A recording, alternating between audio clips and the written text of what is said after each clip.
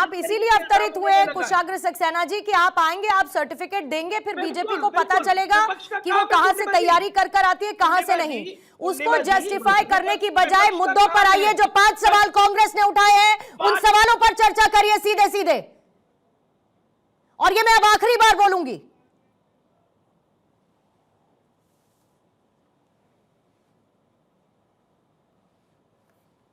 ठीक है रितेश जी, आपके पास मैं आ जाती हूँ जब तक इनका ऑडियो क्लियर होता है। पहले सिंह साहब आप बोल लीजिए, फिर मैं उसके बाद जाती हूँ आगे। Good morning. देखिए 10 सेकंड, चूंकि दर्शक देख रहे हैं और बड़ा जिम्मेदार चैनल है और बड़ी जिम्मेदारी से आप डिबेट करते हैं। मैं बहुत सरल और छोटी सी बात कहूंगा। मैं कहूंगा मूर्ख को कोई सींग पोछ नहीं होता, उसकी जुबान से पता चल जाता है कैसा होता है। दूसरी बात मैं कहूंगा कि भाई राहुल गांधी जी जितने सवाल उठाते हैं, क्या सारे सवाल सार्थक होते हैं? नहीं सार्थक होते हैं। जब सेना कार्रवाई पाकिस्तान पे करती है तो भी राहुल गांधी जी कहते हैं कि ये सर्जिकल स्ट्राइक नहीं सर्जिकल स्ट्राइक है। क्यों भाई, आपको क्या जल्दी लगी है? क्यों आप कहते हैं कि हमारा गलवान में हमारे सैनिक पीटे गए? क्यों आप इस तरह की बात, आप देश के साथ क्यों नहीं खड़े हो सकते? क्यों कांग्रेस के नेता कहते हैं कि पाकिस्तान के पास परमाणु बम है? आप भारत को क्यों कमजोर समझते हैं? चौथी बात मैं कहूंगा, यह डील भारत के हित में है कि नहीं, इस पे चर्चा हो जानी चाहिए। कौन मूर्ख है कौन सही है सब पता चल जाएगा। अगर डील नहीं हो रहा था तो किसका नुकसान हो रहा था?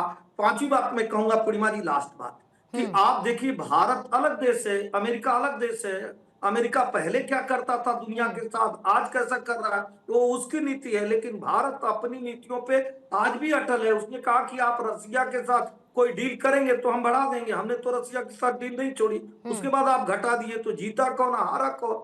दरअसल कांग्रेस जो है वो जार सोरोस से पैसा ले लेगी तो जार सोरोस के लिए कार्य करेगी। चाइना से कई सौ करोड़ रुपया ले लेगी राजीव गांधी फाउंडेशन में, तो उसके लिए कार्य करेगी। तो ये दलाली का कार्य करने वाले दलालों को ये कहिए कि देश की जनता आपको जानती है, इसलिए आपके नाव को डुबाकर और भारतीय जनता पार्टी की 21 राज्यों में केंद्र में तीसरी बार सरकार बनी।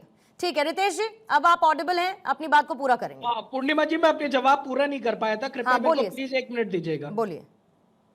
हाँ पूर्णिमा जी, देखिए एसएन सिंह जी ने जिस तरीके की भाषा का अभी प्रयोग करा, अब इस पे आपत्ति मैं भी जता सकता हूं, क्योंकि दलाली कौन कर रहा है? आरएसएस के मुख्यालय में चाइनीज कम्युनिस्ट पार्टी का डेलीगेशन क्या करने गया था वो आज तक किसी को नहीं पता लगा। और आरएसएस किस हक से चाइनीज डेलीगेशन कम्युनिस्ट पार्टी को अपने ऑफिस में बुलाती है? अब दूसरी बात, एक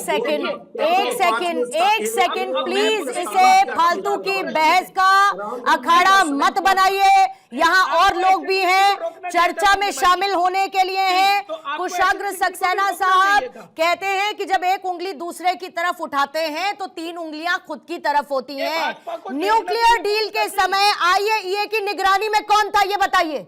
न्यूक्लियर डील के समय टैरिफ का रेट क्या था? आईएईए की निगरानी में कौन रहा?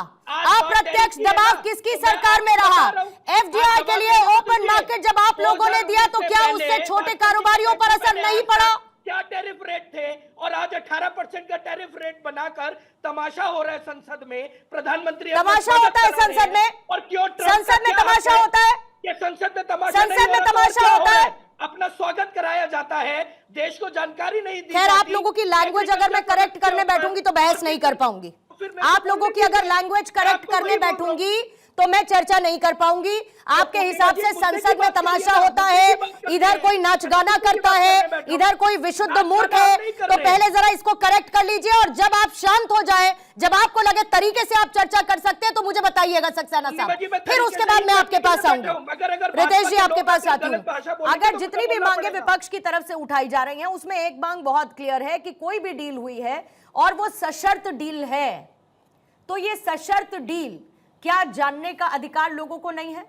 अगर संसद में इस पर खुली चर्चा होती है और ये बात ओपन रहे कि क्या सशर्त डील है, तो सारा का सारा किस्सा खत्म है ना। पूर्णिमा मैम, मैं सबसे पहले अपनी पार्टी लोक जनशक्ति पार्टी रामविलास और अपने अध्यक्ष राष्ट्रीय अध्यक्ष श्री चिराग पासवान जी की ओर से मुझे अपने मंच पे अपने टीवी चैनल के माध्यम से अपनी पार्टी का रुख रखने के लिए इस टैरिफ डील पे मैं आपको सहज धन्यवाद देता हूं। मैम, हमारी नज़र में आज का दिन ये एक ऐतिहासिक दिन है और इस डील ने ये साबित कर दिया है कि विश्व के जब भी 2 मजबूत नेता और 2 मजबूत लोकतंत्र आपस में मिलकर काम करते हैं तो परिणाम हमेशा अभूतपूर्व होता है।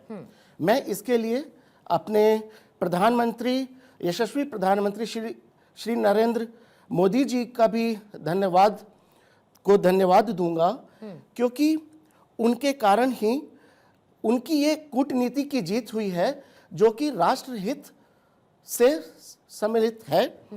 और आगे मैं इस चीज़ का भी आपने 140 करोड़ देशवासियों की तरफ से डोनाल्ड ट्रंप जी को भी धन्यवाद, राष्ट्रपति डोनाल्ड ट्रंप को भी धन्यवाद देना चाहूँगा कि जिनके कारण इस टैरिफ डील पे, इस रेट पर हमें बिना कॉम्प्रोमाइज़ किए हुए आना पड़ा है, जिसके कारण आगे चलकर रोजगार में भी सृजन होगा।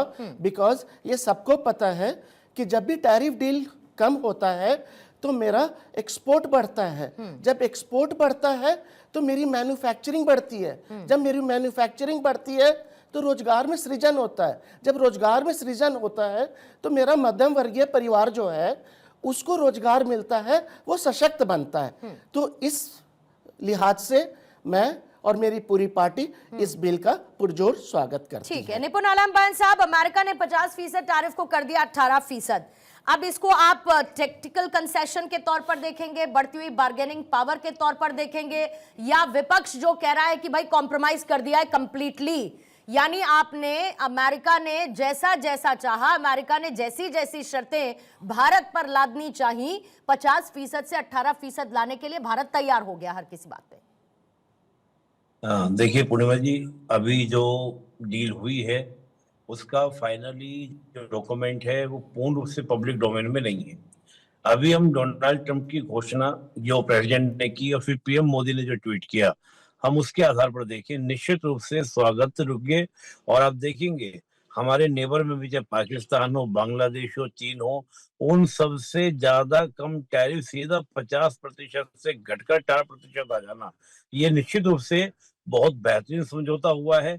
हालांकि मैं जब डोनाल्ड ट्रंप के पूरे एक्स ट्वीट पे देख रहा था तो उन्होंने बहुत सारी बातें लिखी कि भारत जो है $500 बिलियन का हमारे साथ में क्या करेगा, ट्रेड करेगा। ये बातें थोड़ा सा अतिशयोक्तियां हैं, क्योंकि मुझे लगता है कि 2-3 साल में भी इतना ज्यादा ट्रेड होने वाला नहीं है जो डोनाल्ड ट्रंप इस बात कह रहे हैं। लेकिन 18% डील का होना, पहले डोनाल्ड ट्रंप का करना, फिर इसके बाद पीएम मोदी का, और जिस तरह के शब्दों का प्रयोग दोनों के उस ट्वीट में किया गया वो गौर करने लायक था। पीएम मोदी ने जिस प्रकार के शब्दों का प्रयोग किया, उधर प्रेसिडेंट ट्रंप ने जो यूज किया, पीएम मोदी ने कहा कि पीस की बात भी की, और मुझे ऐसा लगता है कि ये केवल इकोनॉमिकली बात नहीं हो रही है, इसमें कहीं ना कहीं जो गाजा पीस बोर्ड है उसकी भी बात इसके अंदर रखी गई है।